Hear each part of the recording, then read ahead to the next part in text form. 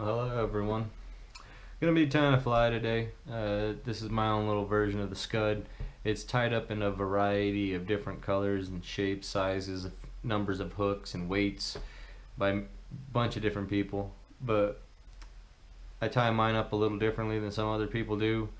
I'm gonna start out by using some uni thread, heavier gauge thread, some trout ice dub dispenser here, and a piece of slingshot latex. That's all the materials you're going to need to tie this fly, well, besides the hook and the lead wire. That's it. Let's get started. Okay, so we're going to start out with one of these Chinese or Japanese size 12 barbless Scud hooks. It's almost hard to say. They're pretty good. I like them because these are a heavier wire than normal. They're not necessarily designed to be a dry fly hook because the gauge of the wire makes them a little too heavy for that. So starting this fly out, I'm going to go ahead and put a body of thread here, making my way back, using as much of that tail as possible that I got in my fingers. Go ahead, trim it off. Let's get back to the front of the body here, right about there. Go back about 2 or 3 mils, whichever one you're comfortable with doing a finish on up in the front. And I'm just going to go ahead and put this piece of lead on, coming down one side of that hook back to about there. Make a sharp bend in that piece of lead using your fingers. I usually flip that over the top once there and then drop a spool of lead directly to the floor like a professional. It ain't hurting nothing down there. And we'll get this all tied onto the body here real quick, and we'll see what we can't make this thing look like.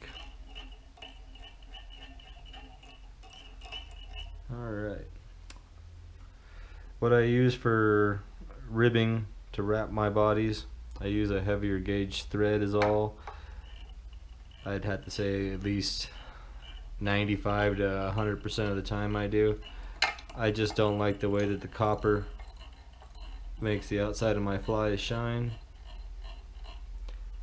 I want to bring that all the way back down far into the hook bend.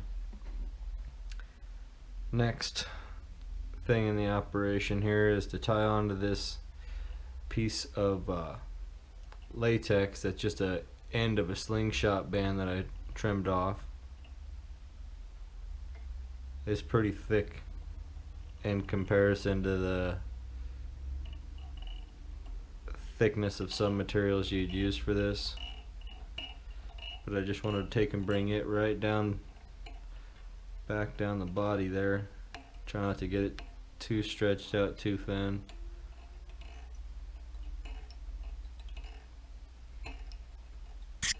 Oh, sorry guys, I didn't mean to bump the camera there. Alright, well now that we've got to that stage, next stage, we've got lead, we've got that, we've got the thread. It's time to mix some dubbing. Today I'm going to be using a little bit of the golden brown, a little bit of the UV cinnamon, and then also a little bit of peacock. I will be putting these three together. A little pinch of this one, nice pinch of that one, pinch of that one, and then just taking them and mulling it around in between my fingers and thoroughly mixing it, kind of making sure I'm getting the fibers fully mixed up with one another here, just like shuffling a deck of cards. And I'm going to set this aside for just a second.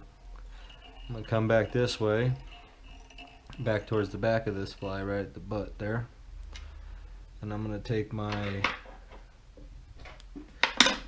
whip finisher.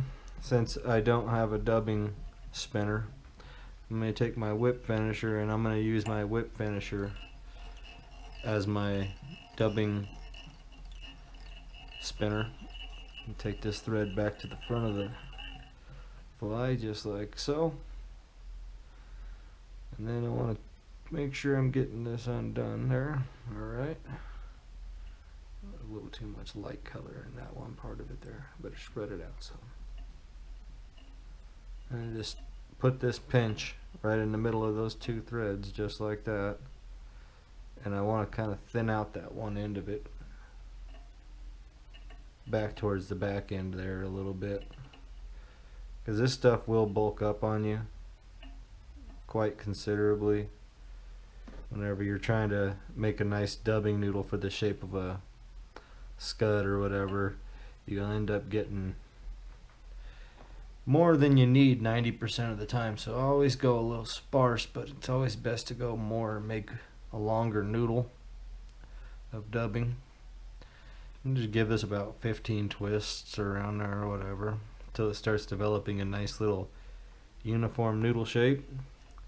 And I like to go through here and just grab a few of these strands off of there and keep it nice looking, and then we'll just take and start wrapping this right around there. Oh, oh, oh, we're getting crazy. Watch out.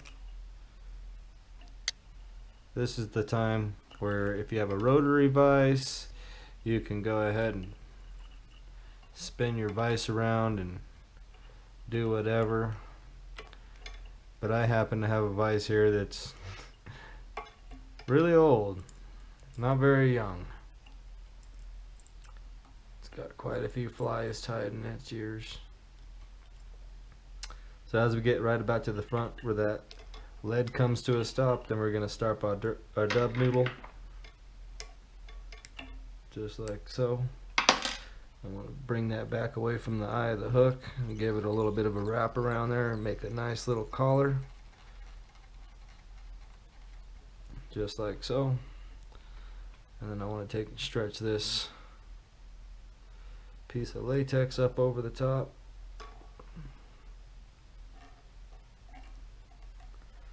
Give it a little snug down just like so. Just a couple wraps. And I never cut that off until after you wrap the body, because you'll have problems as you're wrapping the body of where it'll pull that back through, especially when you get too much tension on it. And you want to try to keep that latex centered on the back of that fly. Difficult thing here, I'm double bobbing today. I probably could have cut that piece of latex a little thinner too. That's the bad part about using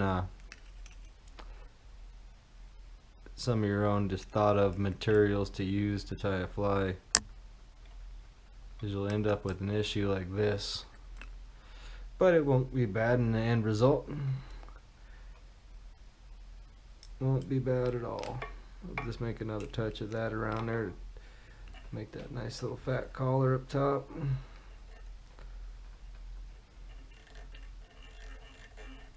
I don't know where that thread went.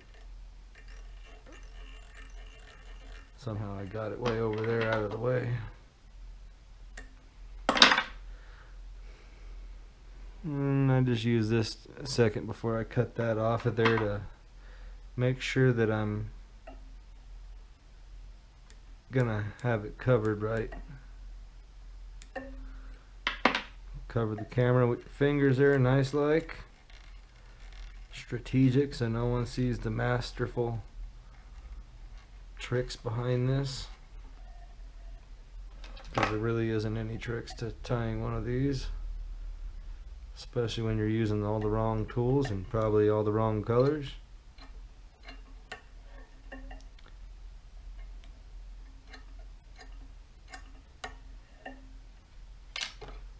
And there you have it. That's my version of a scud.